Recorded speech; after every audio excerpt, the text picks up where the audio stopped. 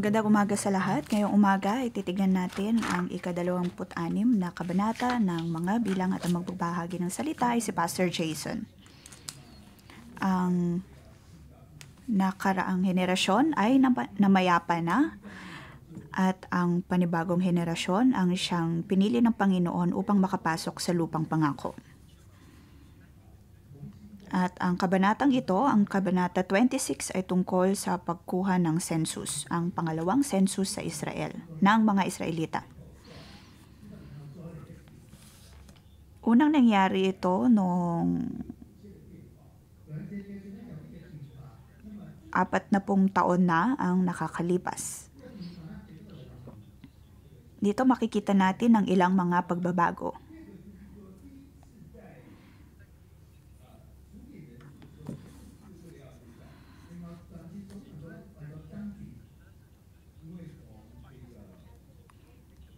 Sa unang census, ito ay ginawa upang ihanda ang Israel sa pakikipaglaban.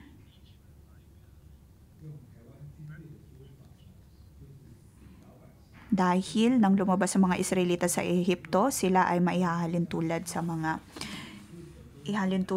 mga sibilyan o kaya sa mga taong lumabas sa pagiging alipin.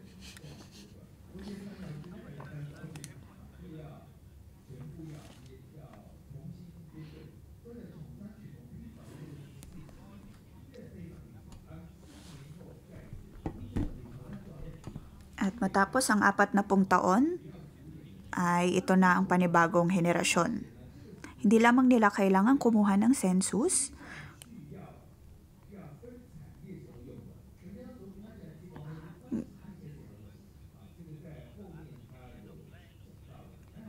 ngunit kailangan din nilang magkaroon ng census upang malaman kung aling lupain ang mapapasa kanila o aling portion o sukat ang mapupunta sa kanila.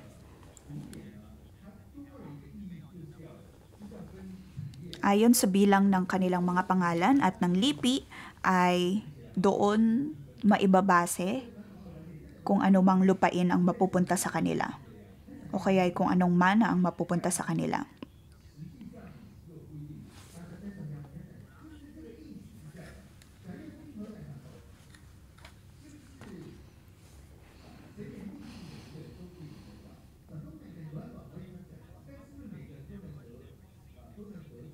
Ibinigay na ng Diyos ang kanyang pangako at kanyang sinabi na ang kanyang mga tao ay makakatanggap ng kanilang mana. Ngunit hindi lahat ay talagang makakatanggap nito. Kung kaya naman sa pamamagitan ng census ay nangusap ang Panginoon. Dito makikita natin na umabot ng 600,000 ang bilang ng tao.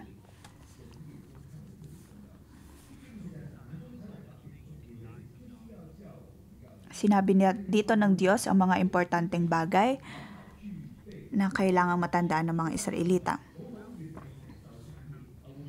Kailangang paghandaan ang mana na matatanggap sa Panginoon. Lahat tayo ay kalooban ng Diyos na makatanggap ng mana mula sa Kanya. Ngunit kailangan natin itong paghandaan. Ang nakaraang henerasyon ay dapat sanang makakatanggap ng pangako ng Panginoon. Ngunit tanging si Caleb at Joshua lamang ang hinayaan ng Panginoon na makita ang kanyang pangako. Kung kaya makikita natin na ang pagkakaiba ay naging malaki. Mula sa nakaraang henerasyon ay 2 tao lamang ang pinayagan ng Diyos na makita ang kanyang pangako.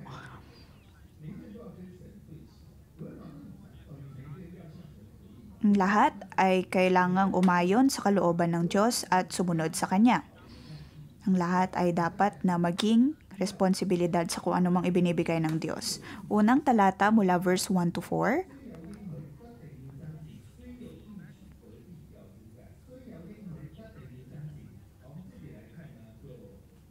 Kahit nandoon na ang pangako ng Panginoon ay kailangan pa rin makipaglaban.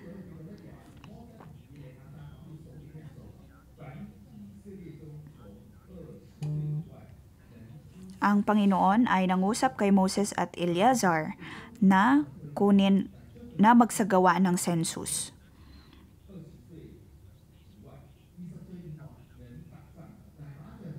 Kailangan nilang bilangin ang mga tao na may gulang na 20 taon pataas dahil sa kanila manggagaling ang hukbo na makikipagdigma. Itong mga taong maaaring makipagdigma. Dito natin makikita na kung nais nating matanggap ang pangako ng Panginoon ay kailangan nating makipagdigma o lumaban.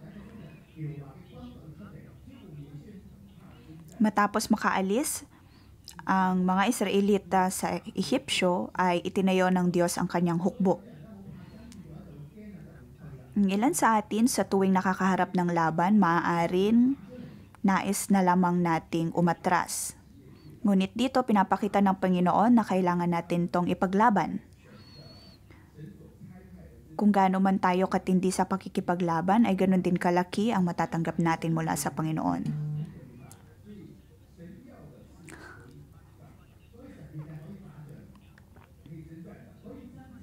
Natural lamang na sa tuwing mayroong digmaan, kung gaano tayo kasigasig sa pakikipagdigma, ay mas malaki din ang ating matatanggap. Sa verse 4, binilang at nilistang mga Israelita tulad ng iniutos ni Yahweh kay Moses.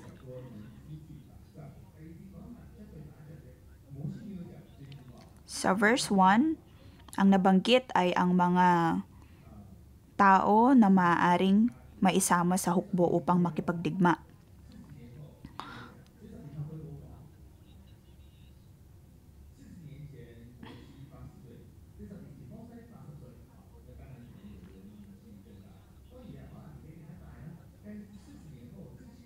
Sa nakaraang 40 taon,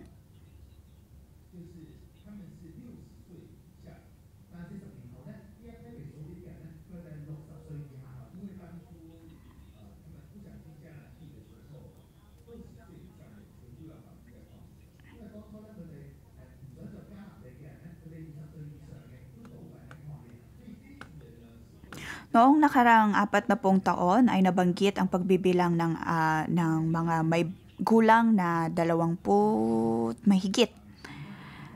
At matapos ang 40 taon, sa makatuwid ay sila'y nasa 60 taong gulang na.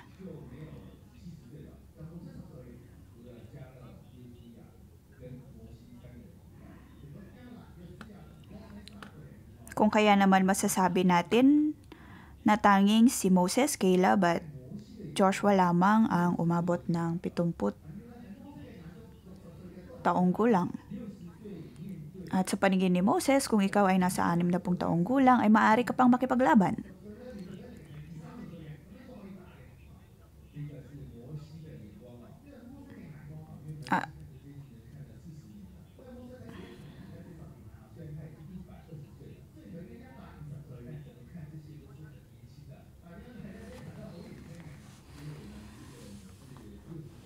Dito makikita natin na ang 60 taong gulang ay hindi ganon katanda nung mga panahon na iyon. Maaari pa silang makipaglaban para sa Israel.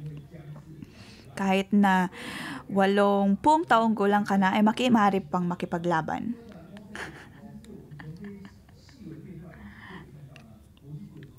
Ito ang nakikita ni Moses.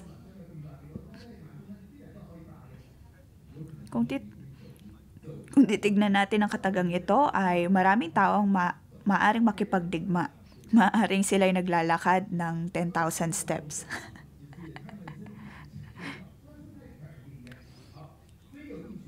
Lakad sila ng lakad kung kaya naman sila'y malusog.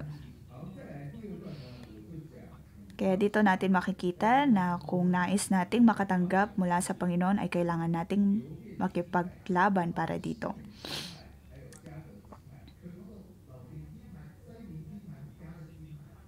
Sunod na mga verses ay nabanggit ang tungkol sa lipi ni Reuben, Simeon at Gad.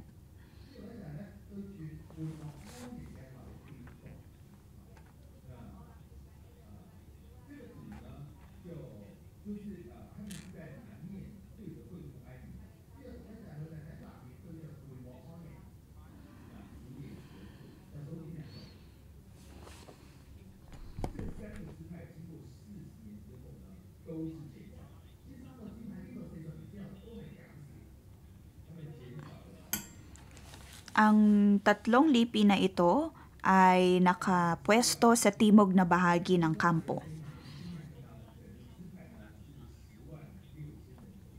At dito natin makikita na mayroong pagbabago sa bilang.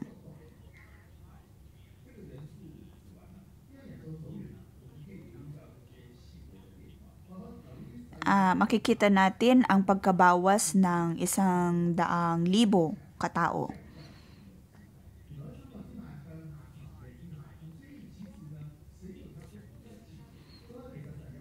Bumaba ang bilang ng mga taong ito. Dito natin makikita na mayroong mga pagbabago pagdating sa pagsunod sa Diyos. Maaaring may mga ilan na tataas ang bilang at mayroon din ang magkakaranas ng kabawasan. Ito'y naayon sa kung paano ang kanilang relasyon o interaksyon sa Panginoon.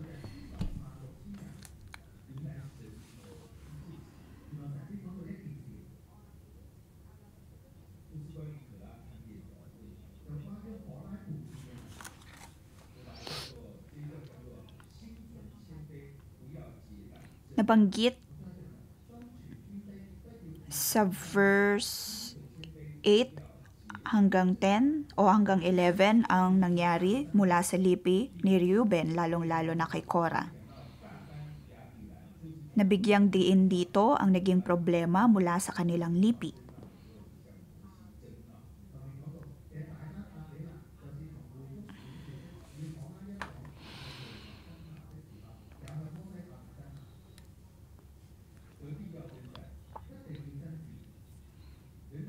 Dito nabanggit ang pakikipaglaban ni Korah laban sa Panginoon.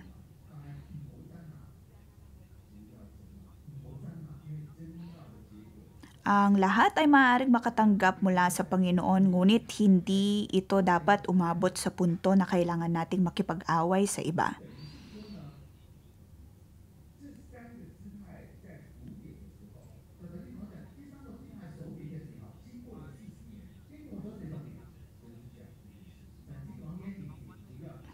Dito makikita natin na pag-usapan ang tatlong lipi, ang kay Reuben, Simeon at Gad, ngunit ang tanging nabanggit lamang at nabigyang diin ay ang kanilang pakikipaglaban sa Panginoon o ang rebellion na nangyari sa kanila. So verse 11, may isa pang espesyal na nabanggit dito. Gayon may hindi kasamang namatay ang mga anak ni Korah. Si Korah ay nagrebelde laban kay Moses at marami sa kanila ay nilamon ng lupa.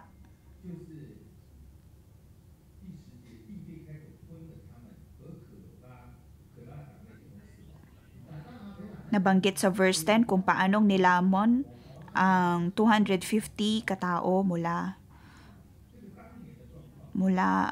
sa lipi ni Korah.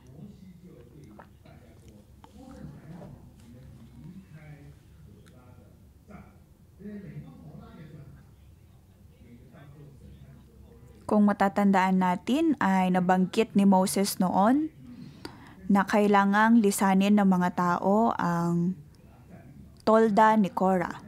Dahil kung hindi ay maaari silang mahusgahan ng Panginoon. At kasama ni Abiram si Korah sa mga panahon ngayon dahil sila ay magkaibigan.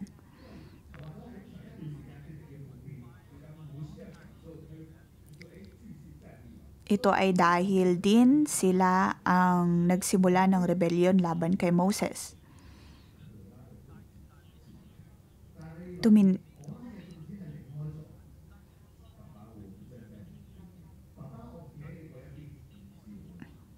Ngunit dito nakita natin na ang mga anak ni Korah ay hindi nila sinuportahan si Korah at Abiram.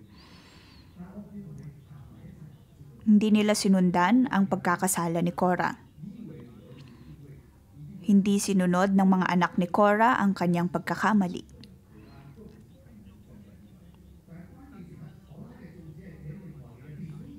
Dito makikita natin na mga anak ni Korah ay tumindig sa kung ano ang tama, kung kaya naman sila ay hindi namatay.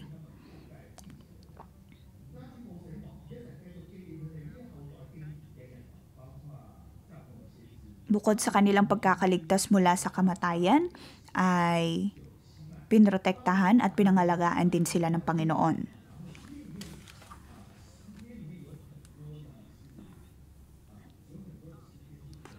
Nagmula sa liping ito ang mga awit na nabanggit sa Psalm na kasama ni David. Kaya dito makikita natin ang leksyon na hindi dapat tayo nakikipag-away sa iba o kaya ay nagsisimula ng away.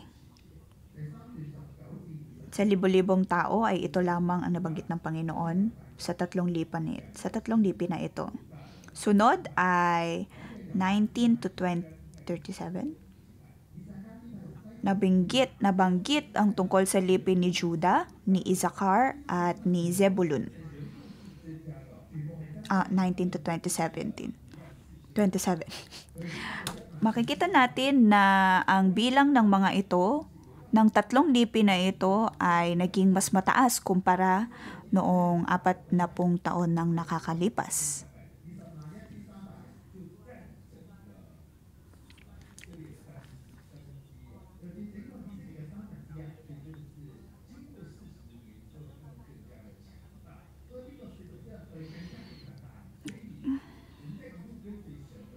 Matapos ang 40 taon ay naging malakas ang tatlong lipi na ito. Dito makikita natin na sa ating pagsunod sa Diyos ay maaaring may iba na magiging mahina, ngunit may ilan din na magiging mas malakas.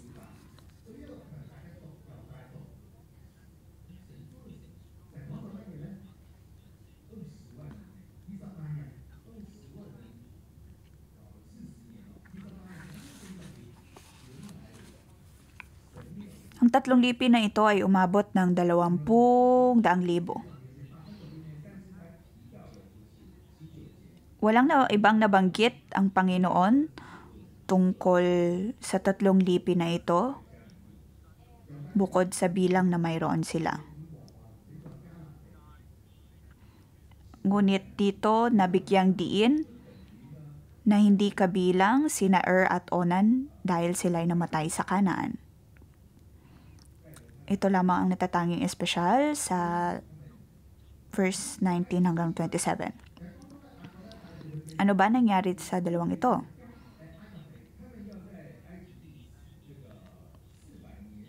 Dito nabanggit na hindi sila makakarating sa lupang pangako.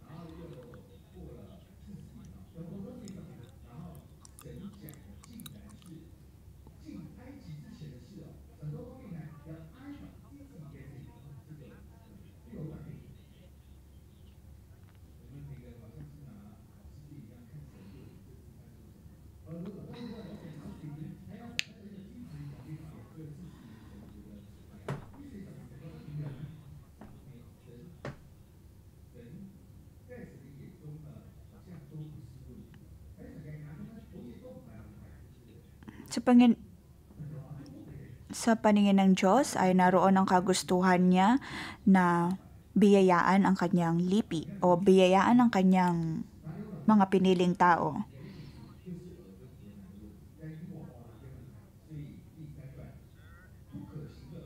Nabanggit dito ang tungkol kay at Onan.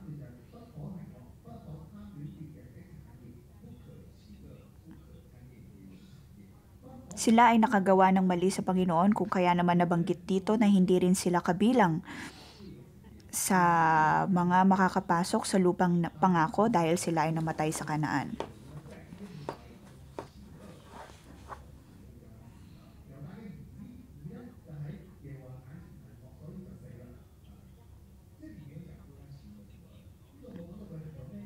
Ang ilan sa mga tao mula sa lipi ni Judah ay nakagawa ng mali.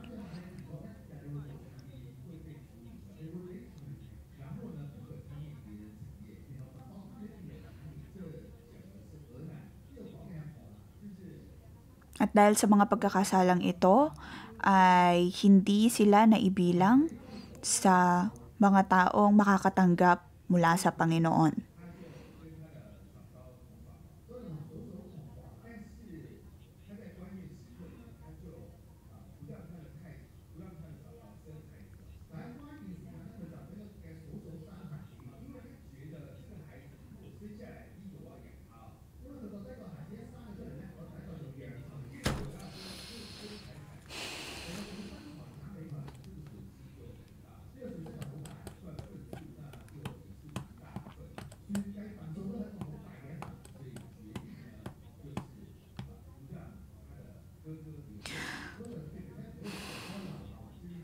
Kung matatandaan natin sa mga nakaraang mga libro ay nabanggit ang tungkol sa kasalanan ni at Onan dahil sa hindi nila pagpapatuloy ng lipi.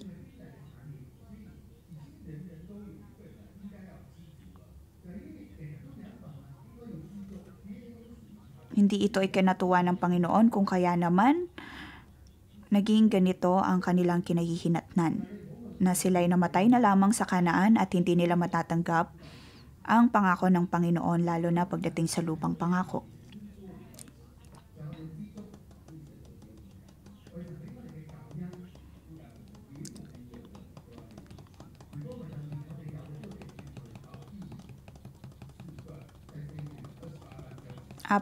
Pang-apat na talata mula verse 28 hanggang 34. Ito ay tungkol sa lipi ni Ephraim at Manasseh.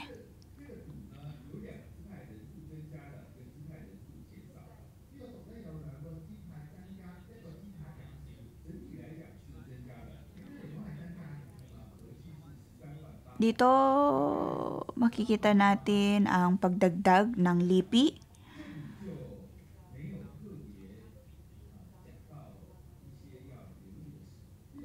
Tumaas ang kanilang bilang.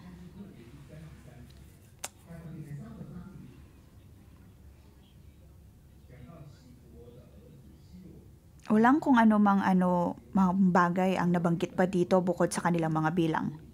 Ngunit sa verse 33 ay nabanggit ang tungkol kay Zelophehad na anak ni Hefer ay hindi nagkaanak ng lalaki kundi panay babae.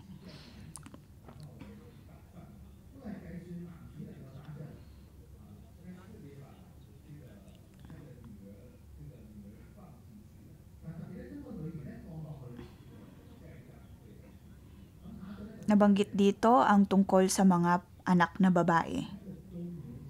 Sa susunod na kabanata ay makikita natin kung bakit inilagay ang mga babaeng ito dito.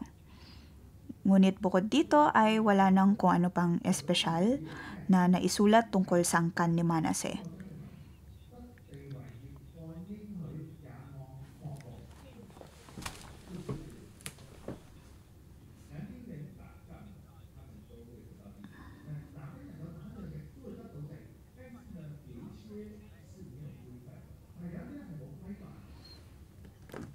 Dito maaari nating matutunan na ang pagtanggap mula sa Panginoon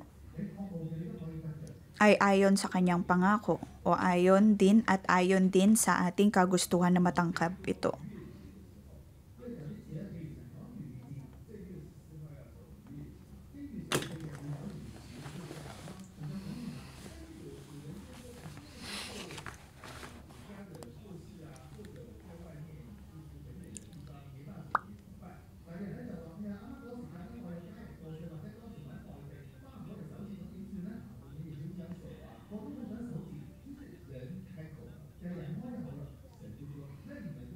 Sa nakaraang mga chapter na banggit ang tungkol sa Passover at may mga ilan na kasama nilang banyaga. Banyaga at mga taong hindi maaaring makadalo nito dahil sa kanilang karumihan. Ngunit nakita natin doon ang kabutihan ng Panginoon dahil nagbigay siya ng mga mandato o kaya'y tuntunin na maaari nilang sundin upang maaari pa rin silang makadalo sa Passover. Dito natin makikita kung gaano kahalaga ang magkaroon ng kagustuhan na talagang kumonekta sa Panginoon at magkaroon ng relasyon sa Kanya.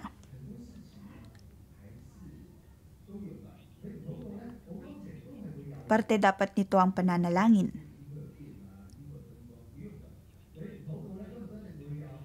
Kailangan nating ipanalangin kung ano ang nais nating matanggap mula sa Panginoon at kung ano man ang nais nating maranasan din mula sa Kanya.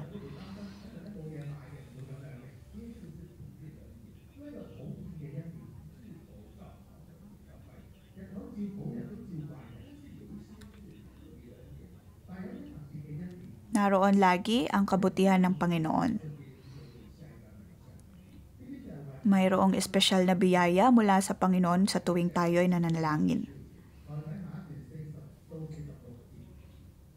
Sunod na talata ay verse 40 hanggang 46.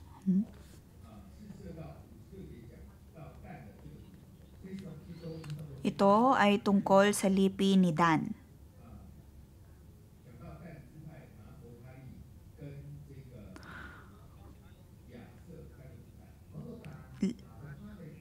Lipi ni Dan, Asher at Naphtali.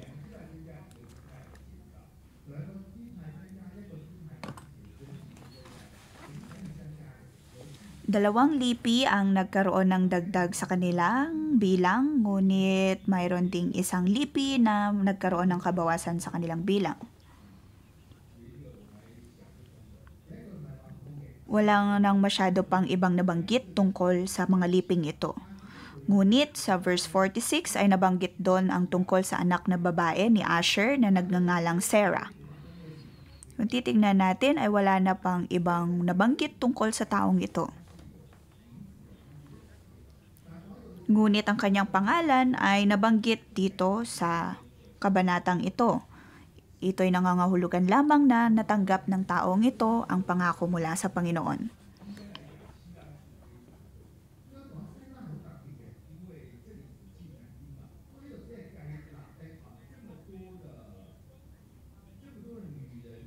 Madalas ay binabanggit lamang ang pangalan ng mga anak na lalaki. Ngunit sa verse 46 ay nabanggit ang tungkol kay Sarah na anak na babae ni Asher. Dito makikita natin na napaka-espesyal ng pagkakatawag ng taong ito. Bukod dito ay wala na pang ibang espesyal na napag-usapan pa.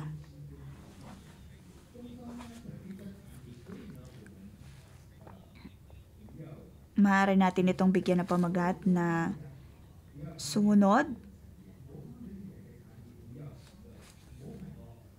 at tanggapin ang pangako mula sa Panginoon.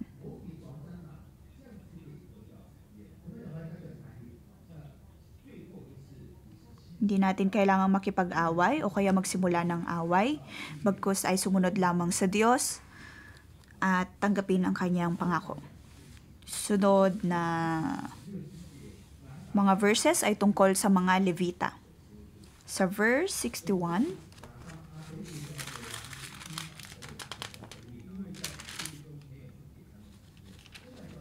sina Nadab at Abihu ay namatay nang sila'y gumamit ng apoy na di karapat-dapat kay Yahweh, kung kaya hindi nila natanggap ang pangako mula sa Panginoon o ang mana mula sa Panginoon. Ito'y pagpapaalala lamang na dahil mana ay mula sa Panginoon, dapat tayong maging maingat na hindi maghandog sa Kanya ng bagay na hindi karapat-dapat. Sa ibang mga lipi, lalo-lalo na sa 11 iba pang lipi, ay kailangan nilang makapaglaban upang matanggap ang pangako o mana mula sa Panginoon. Ngunit para sa mga Levita ay ang Diyos ang kanilang magiging mana. At kailangan nilang sundin ang mga tuntunin ng Panginoon pagdating sa paghahandog at pagsisilbi sa Kanya. Ang mga taong ito ay responsable pagdating sa toldang tipanan ni Yahweh.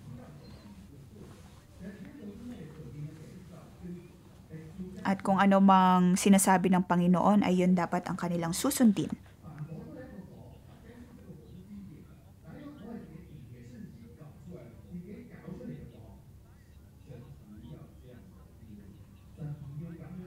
Maging sa paggamit ng apoy ay dapat nilang sundin ang tuntunin ng Panginoon.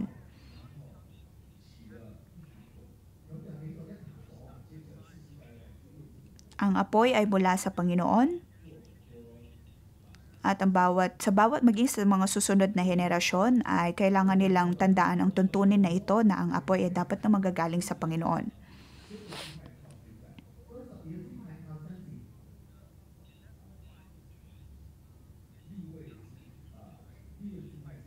Kung kaya naman sinasabi natin ng ilang mga lipi ay matatanggap nila ang kanilang mana sa pamamagitan ng pakikipaglaban, ngunit para sa mga Levita ay kailangan nilang sumunod sa Diyos at sundin ang kanyang tuntunin upang matanggap ang kanilang mana mula sa Panginoon.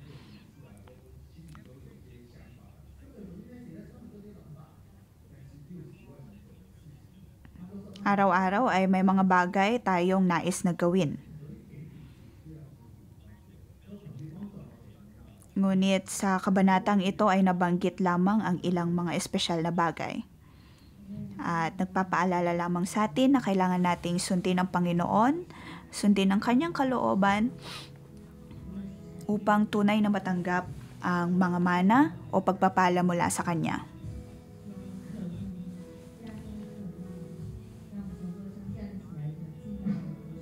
Naway magkaroon tayo ng puso na nagnanais na sundin ang Panginoon sa ating buhay.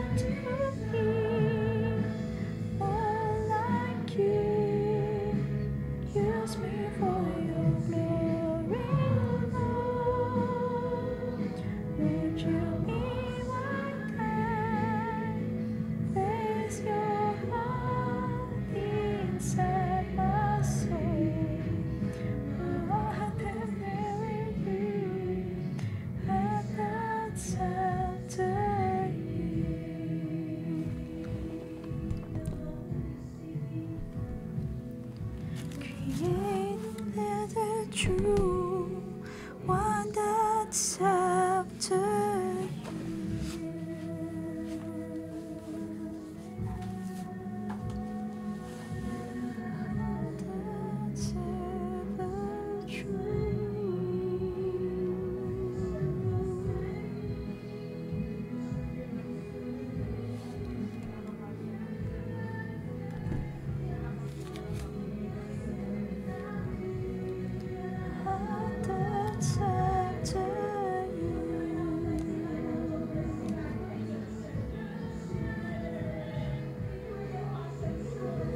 Mga kapatid, sa ating pagpupuri, nawa ituon natin ang ating focus sa Panginoon dahil ang Diyos ang siyang ating tungkulan at siyang ating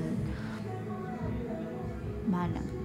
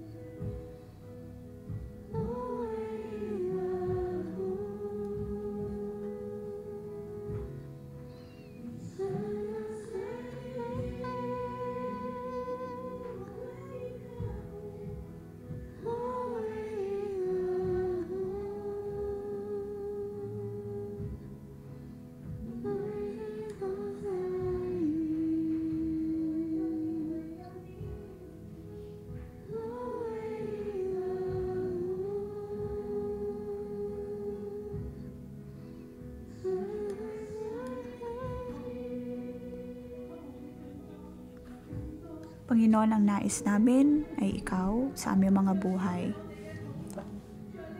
Ito ang aming panalangin, Diyos. Ito ang aming daing. Ito ang laman ng aming puso. Naway punuin mo kami, O Diyos. Higit mo pa kaming punan.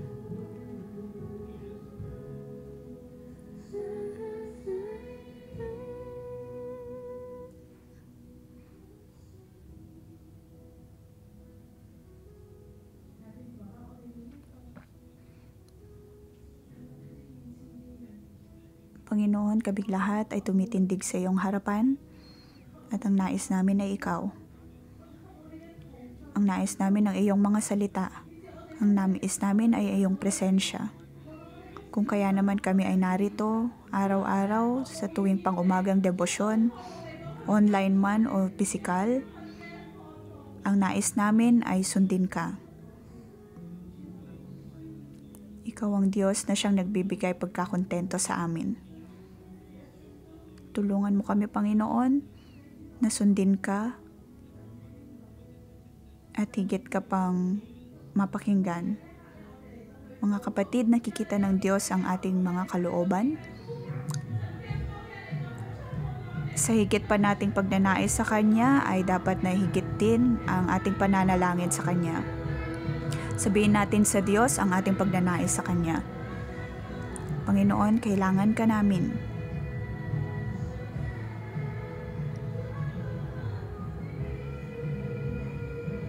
Panginoon, kailangan ka namin sa aming mga buhay.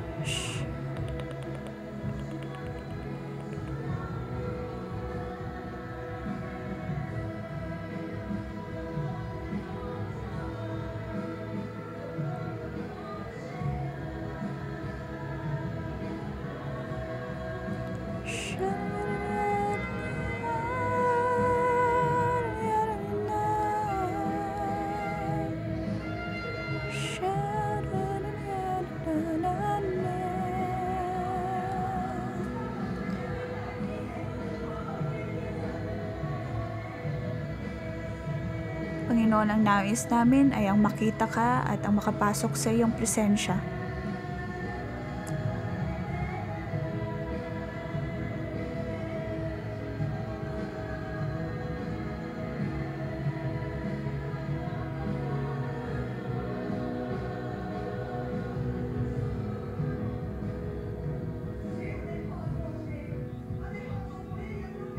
Panginoon, ikaw ang aming nais. Nais namin na ang iyong Espiritu ang siyang magpuno sa amin. Naway tanggalin mo sa amin ang bawat kasamaan. Nais namin ang iyong salita ang siyang pumuno sa amin. Panginoon, baguhin mo ang aming mga buhay. Ang nais namin ay ikaw at ang nais namin ay sumunod sa iyo.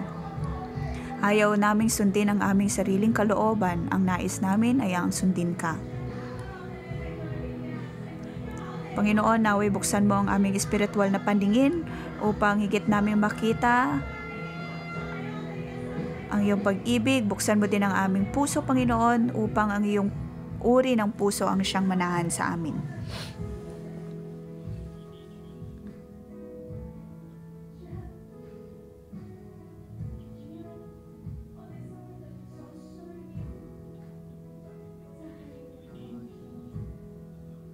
Panginoon, ang nais namin sa aming buhay ay ang iyong presensya. Naway kami maging kalmado at higit naming makita ang iyong kabutihan. Ikaw lamang ang mabigyan namin ng focus at sa iyo lamang kami titingin. Tulungan mo kaming tumingin lamang sa iyo, Diyos.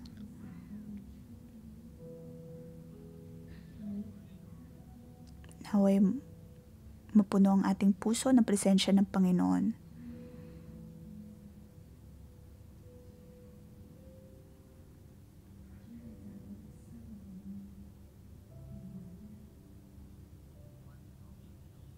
Panginoon, Ikaw lamang nag-iisa sa aming buhay.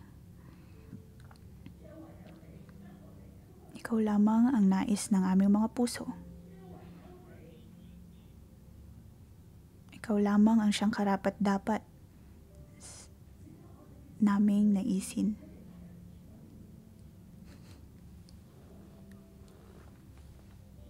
Ikaw lamang ang siyang karapat-dapat naming sundin sa aming mga buhay.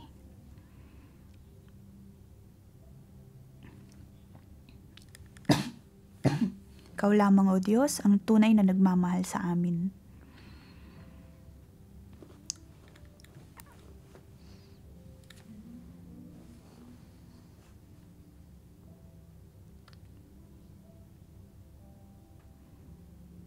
Ang Diyos ay nasa ating kalagitnaan ngayon.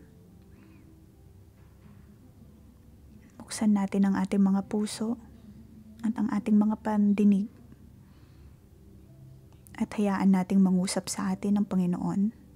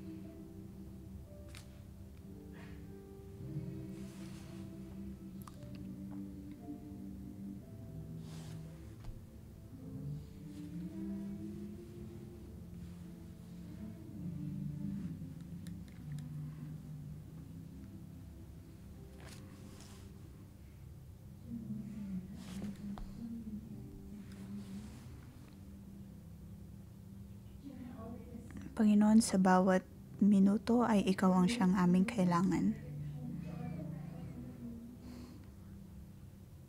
Bawat pagkakataon na mayroon kami sa buhay ay dahil sa iyong presensya. Mga kapatid, ay ating tanggapin ng Diyos ng may pasasalamat sa ating mga buhay.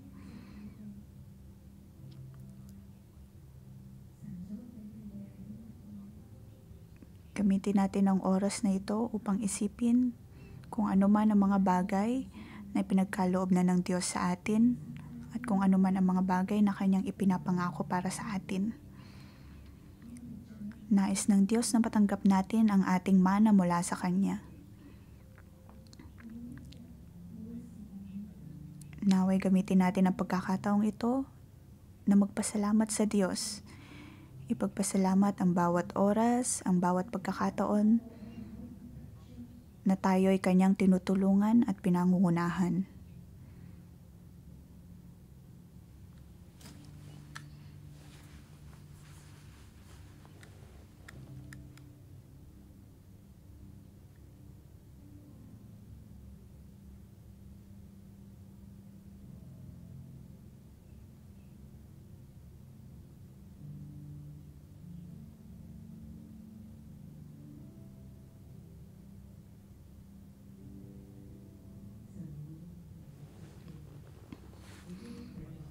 Panginoon, ang iyong pangako ay napakaganda. Pinangako mo sa amin na kami iyong ilalabas sa Ehipto upang aming matanggap ang iyong mana. At ang iyong mga pangako ay totoo.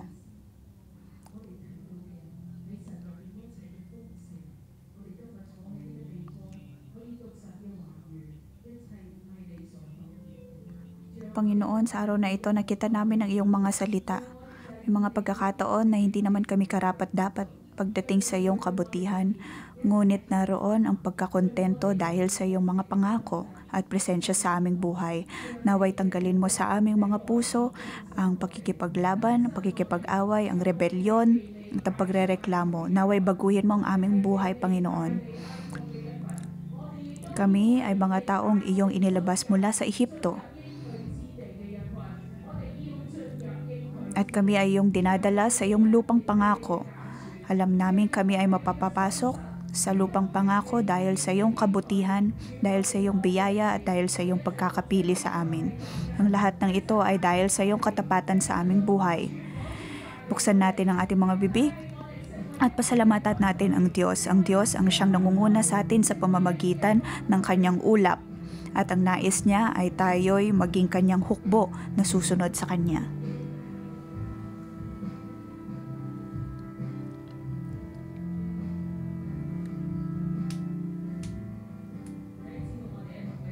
Mga kapatid, tayo ay tumindig.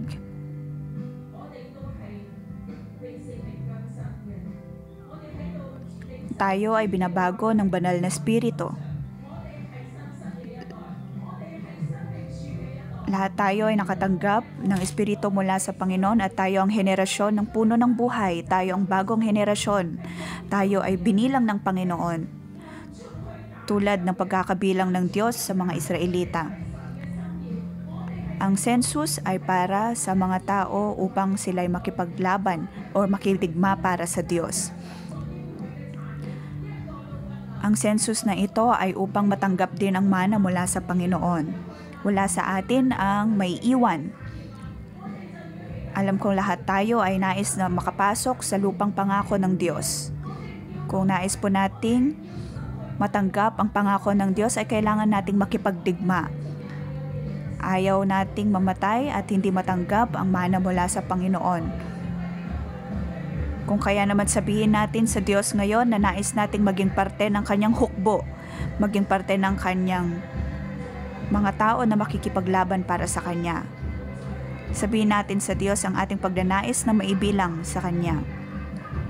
Ipanalangin natin na matanggal ang bawat pagkakasala sa ating mga puso at tanggalin ng Diyos ang mga bagay na hindi karapat-dapat sa kanya.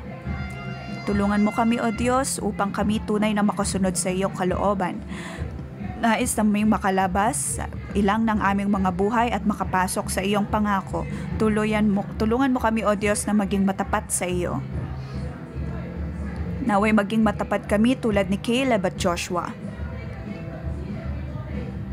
Naway magkaroon kami ng puso na handang lumaban. Binibigay ng Diyos ang kanyang pangako sa atin at ang kanyang pangako ang siyang patuloy na nangunguna sa atin. Ang ating espiritu ay katulad ng espiritu ni Caleb, katulad ng espiritu ni Joshua. Sila ay may pusong ibang-iba kumpara sa iba. Sila ay matapat sa Panginoon, sila ay matapat sa pagsunod sa kanyang kalooban.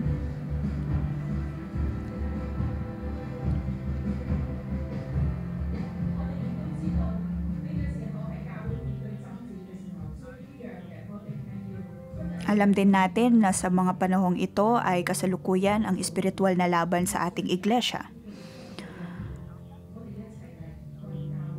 At ngayong nandito kayo, alam nating lahat na tayo ay kabilang sa hukbo ng Panginoon, kaya gamitin natin ang oras na ito upang ipanalangin ang ating simbahan. Tayo ay maghawak-hawak ng kamay at hindi tayo nakikipaglaban ng sa tayo-tayo lamang. Tayo ay katulad ni Caleb at Joshua at ng hukbo ng Israel. Kung nais nating matanggap ang mana mula sa Panginoon, kung nais nating magkaroon ng katagumpayan, ay dapat tayo makipaglaban. Maaring may mga tao na lumisan na, ngunit kailangan pa rin nating magpatuloy sa pakikipaglaban. At tulong-tulong na ipanalangin ang ating iglesia, ipanalangin sa Espiritu ang katagumpayan ng ating simbahan. Sa ating paghahawak kamay at ating pagtulong-tulong sa pananalangin, tayo ay ibinibilang na hukbo ng Panginoon. Ating ipanalangin ang ating iglesia, ipanalangin natin si Pastor Joshua at si Modelfin. At naway ibigay ng Diyos ang kanyang proteksyon sa kanila. Tayo ay lumaban para sa ating simbahan. Tayo ay magpatuloy mula sa apoy na ating natanggap sa ating pananalangin kagabi. At ating ipagpatuloy ang ating pananalangin para sa ating simbahan.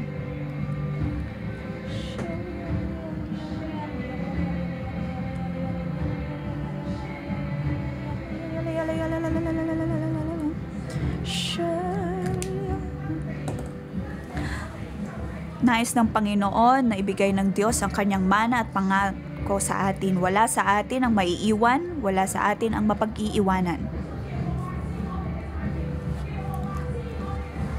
Para sa bawat ating mga coworkers, ang Diyos ang siyang ating mana.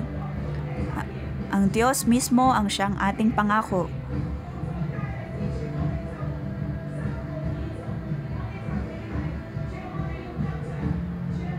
Ang ibinibigay ng Diyos ay ang kanyang matinding mana para sa atin. Sa ating pagtindig ay matatanggap natin ang mana mula sa Panginoon.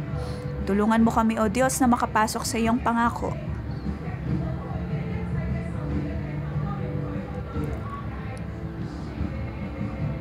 Lahat ng gawa ng kaaway ay mapapawi at mawawala.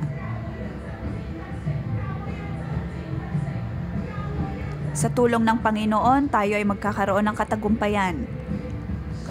Maging ang ating simbahan ay magkakaroon ng katagumpayan.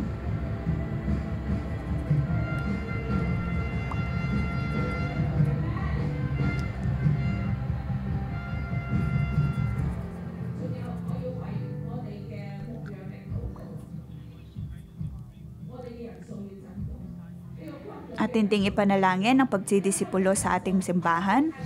Nais natin na mas marami pang tao ang makapasok sa ating hukbo. Ating ipanalangin ang mga bagong kaibigan sa simbahang ito. Ipanalangin natin ang ating mga tribo, ang bilang ng bawat nating cell members na madagdagan pa. Ipanalangin natin ang hukbo ng simbahang ito. Ipanalangin natin ang hukbo ng ating mga cell group. Naway ang lahat ay makapasok sa hukbo ng Panginoon. Tayo ay tumindig at makipaglaban.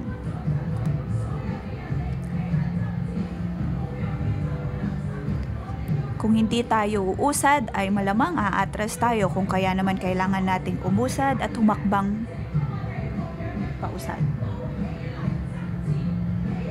Lahat ng mayroong mga disipulo, tayo ay tumindig at makipaglaban.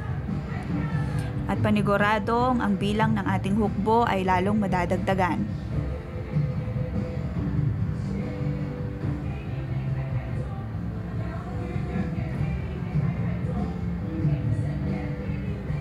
Alalahanin po natin kung sino man ang mga mahina sa ating mga tribo o kaya nagmimistulang tulog pagdating sa kanilang espiritual na buhay, o kaya ay nasa hangganan na, o kaya ay malayo na sa atin. Ipanalangin natin na sila'y makabalik, ipanalangin na sila'y makabalik at makikipaglaban at magiging parte muli ng ating mga hukbo.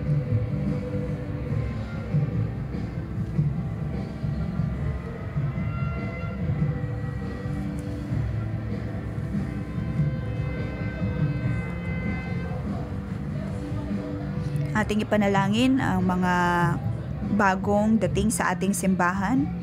May mga pakiramdam sila marahil na nais nilang makapasok simbahan. Ngunit sa kanilang pagdinig ng maraming mga salita sa iba, ay maaaring magkaroon sila ng mga distraction. At ating ipanalangin na sila ay palakasin ng Diyos at kanilang makita ang kabutihan ng Diyos at lalo pang pumunta sa ating simbahan. Naway makita ang ating pagdidisipulo at pangangalaga. Kung tutuusin, marami tayong mga kaibigan na nagsisimulang isuko ang kanilang buhay sa Panginoon. Naway ipanalangin natin ang kanilang mga buhay at makita natin ang kabutihan ng Diyos sa kanilang buhay. Sa nakaraang linggo ay may mga kapatid tayong tinanggap ang Diyos at ipanalangin natin na sila ay maging parte ng ating pagdidisipulo. At naway ang lahat ay maging parte ng hukbo ng Panginoon at walang mapag-iiwanan. Ipanalangin din natin ang mga susunod na henerasyon, lalong-lalo na ang mga kabataan.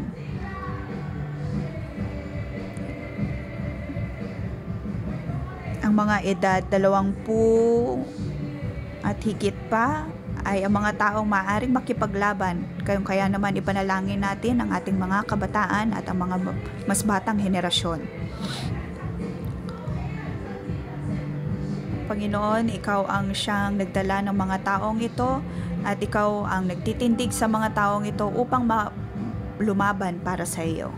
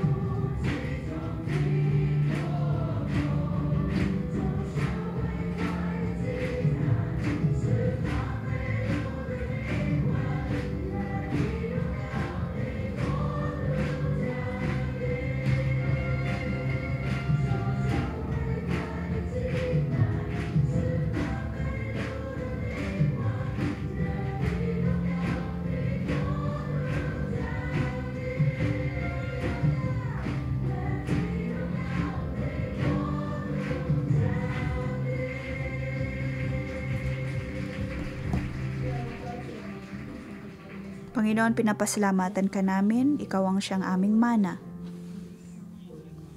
Ikaw ang siyang aming mana. At kami ay mayroong pagkakontento sa aming buhay. Sa ngalan ng Panginoong Hesus ay aking pinagpapalang bawat isa. Katulad ng sinabi ng Panginoon, tayo ay ibinilang ng Diyos. At ayon sa ating bilang ay Kanyang ibibigay ang ating mana. Sa aking pagbabasa ng katagang ito, alam kong lahat tayo ay binilang ng Panginoon. At tayo ay Kanyang bibigyan ng Kanyang mana. Ang Diyos ay matapat at puno ng habag at biyaya. Sa pamamagitan ng ating pananampalataya at higit pang pagnanais ay matatanggap natin ang pangako mula sa Diyos. Matatanggap natin ang kasaganaan, matatanggap natin ang mga pagpapala mula sa Panginoon at ang lahat ng mabubuting bagay mula sa kalangitan at maging sa lupa ay maibibigay sa atin. Naway magkaroon tayo ng pagnanais na lumaban para sa Diyos at nang makapasok sa Kanyang pagpapala sa pangalan ni Jesus. Amen.